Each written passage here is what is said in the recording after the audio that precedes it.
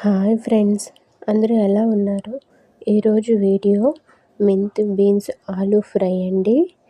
దానికోసం ముందుగా మెంతి కూరను తీసుకొని బాగా కడిగి కట్ చేసుకొని పక్కన ఉంచుకోవాలి.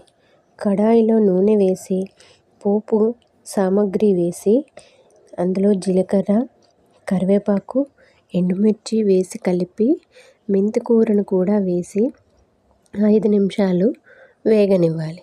ఇలా వేగిన తరువాత బీన్స్ ముక్కలు వేసి ఒకసారి కలుపుకొని మూత పెట్టి మెత్తగా మగ్గినాక ఆలు ముక్కలు వేసి 5 నిమిషాల తరువాత ఉప్పు 1 స్పూన్, పసుపు 1/2 టేబుల్ స్పూన్ వేసి కలుపుకోవాలి.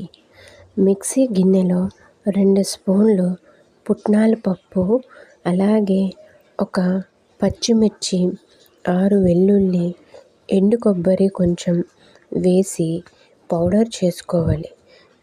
ఇలా పౌడర్ చేసుకున్న మిశ్రమాన్ని వేగిన ముక్కల్లో వేసి మరొకసారి కలిపి 1/2 టేబుల్ స్పూన్ ఇంగువను కూడా వేసి కలుపుకొని సర్వ్ చేసుకుంటే సరి.